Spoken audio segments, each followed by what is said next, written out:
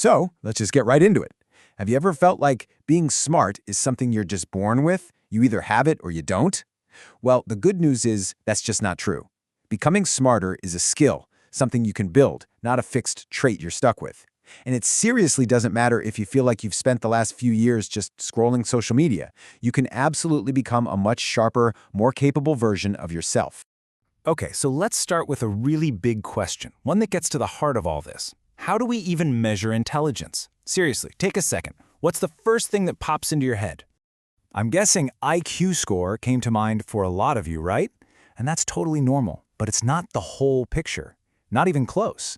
See, an IQ test is great for measuring one very specific kind of cognitive ability, but it misses out on so many other ways we can be smart. The reality is, we all have this unique blend of intelligences. You might be a wizard with words, that's linguistic intelligence, while your friend is a genius with music or spatial reasoning.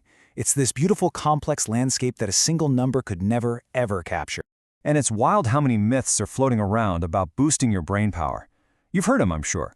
Just eat these special brain foods, or the more degrees you have, the smarter you are. Now look, a healthy diet and education are fantastic, but there's no magic pill or one weird trick. Real intellectual growth is a much deeper game than that. And that right there gets to the real goal.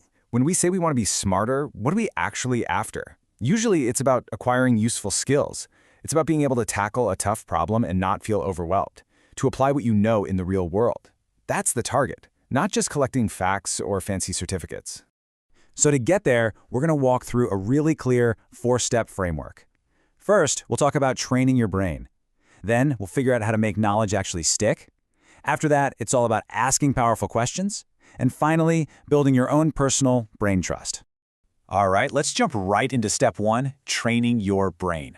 This is the foundation. It's all about building a stronger, more adaptable mind. And the science behind this is a concept called neuroplasticity. I know, it sounds like something from a sci-fi movie, but it's just a fancy term for a really cool and simple idea. Your brain can physically change and rewire itself based on your experiences. It's not set in stone. This quote just nails it. Think of your brain like a muscle. You have to take it to the gym. The more you challenge it, the more you make it work, the stronger and more powerful it becomes. And you know, one of the best workouts you can give it is simply reading. But what should you read? Well, think of it like a balanced diet for your mind. Fiction is incredible for boosting creativity and empathy, for helping you understand people. On the other hand, nonfiction is your go-to for building specific knowledge and really practical skills. You need a mix of both to build a truly powerful mental toolkit. Okay, so you're putting in the work, you're training your brain, but how do you make sure all that new information doesn't just go in one ear and out the other? That brings us to step 2, making knowledge stick, by moving from just passively consuming it to actively learning it. I mean, come on, we've all been there, haven't we? You read this amazing book or watch a fascinating documentary and you feel so smart, and then a few days later, the details are just gone. Poof. So why does that happen? Well, it happens because your brain is an efficiency machine. It's a master at deleting anything it thinks is useless clutter. So to stop that from happening, you have to send a strong signal to your brain that says, hey, this is important. Keep this. You have to make it work for it. And this is where active learning is a total game changer. It's a simple 3-part process. First, you have to actively engage. Don't just let the words wash over you. Second, take notes by hand. I know, it sounds old school, but studies show the physical act of writing forces your brain to process information on a deeper level, and it works wonders for memory. And third, the most powerful tool of all, practice active recall. So what on earth is active recall? It's actually super simple. The next time you finish a chapter of a book, or even after this explainer, just take 10 minutes. Try to summarize the main points out loud, or better yet, try to explain them to a friend. And hey, if they start looking at you a little confused, that's actually a good sign. It means you're really wrestling with the ideas and making them your own. All right, moving on to step 3. This is where we shift from just absorbing information to really challenging it. It's time to ask powerful questions and get that curiosity engine humming. See, powerful questions are the ones that push you past the surface level.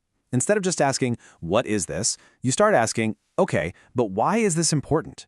Instead of just accepting a fact, you ask, what are some different perspectives on this? And my personal favorite, how can I actually use this in my life? These are the questions that turn raw information into real wisdom. And that right there is the massive difference between passive consumption and active intelligence. It sounds so simple, but think about it. How often do we read something and never ever stop to ask how we can apply it? Application isn't some extra credit step, it's the whole point. It's where the real learning happens.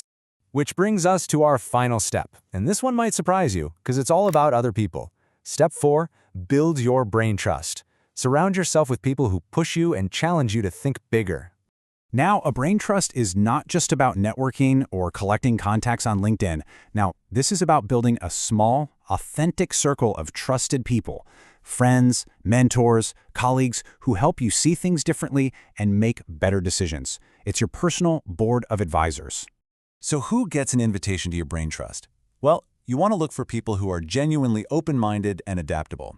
People with high empathy, who can actually try to see the world from your perspective. And maybe most importantly, look for people who are aware of their own ignorance. People who are humble enough to say, I don't know. Those are the folks who will truly expand your world. So, as we wrap things up here, let's just come back to that core idea. Intelligence is not some fixed thing you were born with. It's an active, daily process. It's about being curious, staying engaged, and connecting with others. And now you have a powerful 4-step framework to get started. Just remember, 1. Train your brain every day. 2.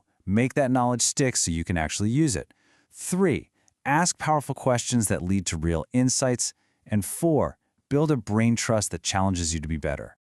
You've got the tools. The only thing left to do is to start using them. So I'll just leave you with this one thought. What's the first powerful question you're going to ask today?